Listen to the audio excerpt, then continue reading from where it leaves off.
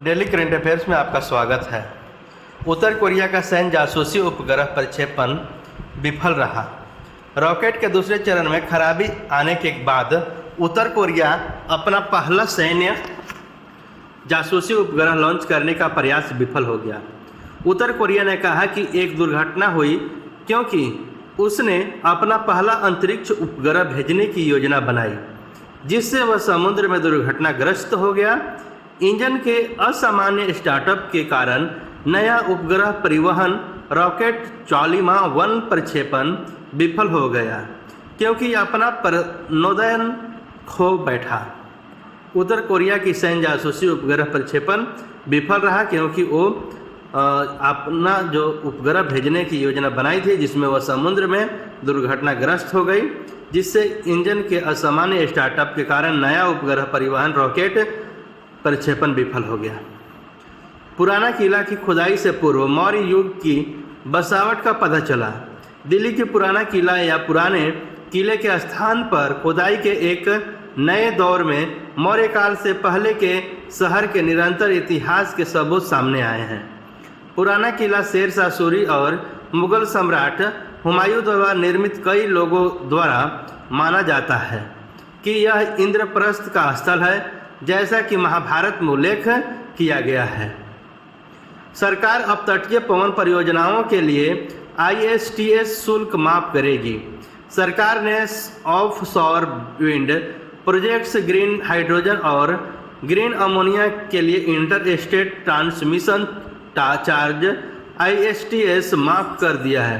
इसका उद्देश्य अब तटीय पवन ऊर्जा को बढ़ावा देना, हरित हाइड्रोजन और हरित अमोनिया परियोजनाओं का विस्तार करना और ऊर्जा भंडार प्रणाली परियोजनाओं से नवीकरणीय ऊर्जा को प्रोत्साहित करना। यह छूट 31 दिसंबर 2023 तक 25 वर्षों के लिए शुरू की गई अब तटीय पवन परियोजनाओं पर लागू होती है। यह सरकार ने offshore wind projects, green house और इसका उद्देश्य अब तटीय पवन ऊर्जा को बढ़ावा देना था। एनवीडिया $1 ट्रिलियन वैल्यूएशन क्लब में शामिल हुआ।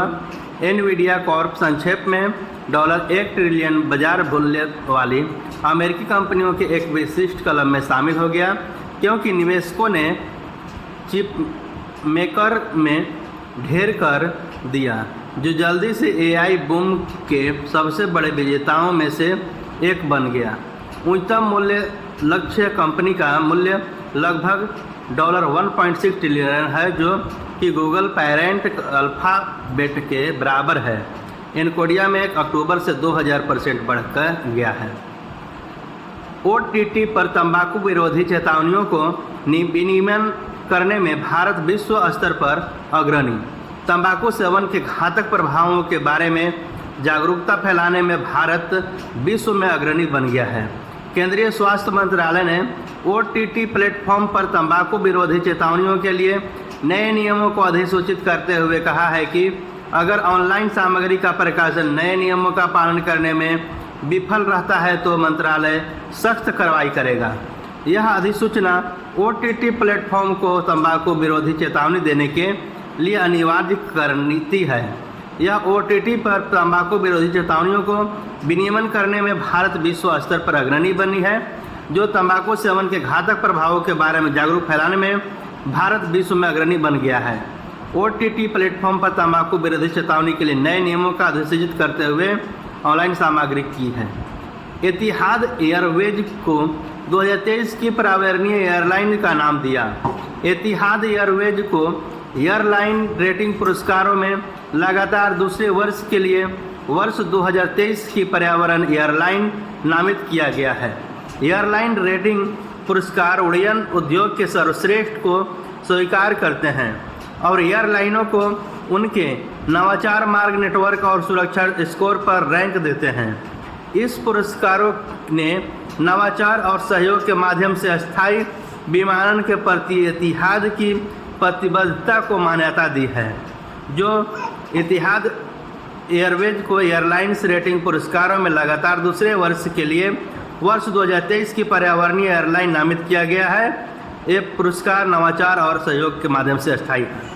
हाल ही में किस देश का सैन्य जासूसी उपग्रह प्रक्षेपण विफल रहा है। उत्तर कोरिया का हाल ही में किस राज्य सरकार ने ड्रॉप आउट्स को वापस स्कूल में लाने के लिए NIOS के साथ MOU पर हस्ताक्षर किए हैं? मेघालय। हाल ही में किस देश ने 2030 तक चांद पर इंसान को भेजने की घोषणा की है? चीन ने 2030 तक चांद पर इंसान को भेजने की घोषणा की है। हाल ही में किस देश में राष्ट्रीय पॉप्सन सप्ताह शुरू हो गया रहा है? श्रीलंका। हाल ही में किस एयरवेज को 2023 की पर्यावरणीय एयरलाइन का नाम दिया गया है? एतिहाद एयरवेज। एतिहाद एयरवेज को 2023 के पर्यावरणीय एयरलाइंस का नाम दिया गया है। हाल ही में विश्व तंबाकू निषेध दिवस कब मनाया गया है? 31 मई को विश्व तंबाकू निषेध दिवस के रूप में मनाया गया है। हाल ही में किस बैंक ने अपने नए लोगों की घोषणा की है? यस बैंक ने अपने नए लोगों की घोषणा की है, नया लोगो बनाएगी। हाल ही में किस देश में पहला IIT खुलेगा? तंजानिया में पहला IIT खुलेगा। हाल ही में वेद कुमारी घई को निधन हुआ, वे कौन थी? संस्कृत विद्वान थी जिनकी हाल ही में निधन हो गई। हाल ही में किस राज्य के मंत्रिमंडल ने लिंग समावेशी पर्यटन नीति की मंजूरी दी है? महाराष्ट्र। हाल ही में CFVA कावा महिला चैलेंज कप 2023 का खिताब किसने जीता है? भारत ने कावा महिला चैलेंज कप 2023 का खिताब जीती है। हाल ही में अंतर्राष्ट्रीय नागरिक उड्डयन संगठन में किसे भारत की प्रतिनिधि नियुक्त किया गया है? अंगुशुमाली रस्तोगी को। हाल ही में किस राज्य में देवी लोक महोत्सव की शुरुआत हुई है? मध्य प्रदेश में देवी लोक महोत्सव की शुरुआत हुई है। हाल ही में किस राज्य सरकार ने सभी जिलों में नशा मुक्ति केंद्र खोलने की घोषणा की है? तेलंगाना। हाल ही में बर्मिंघम के पहले भारतीय मूल के लॉर्ड मेयर कौन चुने गए हैं? चमन लाल बर्मिंघम के पहले भारतीय मूल के लॉर्ड मेयर चुने गए हैं। जो चमन लाल जो हैं वो बर्मिंघम के पहले भारतीय मूल के लॉर्ड मेयर चुने गए हैं। ऐसे ही करंट अफेयर्स के लिए चैनल को सब्सक्राइब करें, लाइक करें, शेयर करें, अच्छे से पढ़ें, जरूर सफल होंगे। धन्यवाद।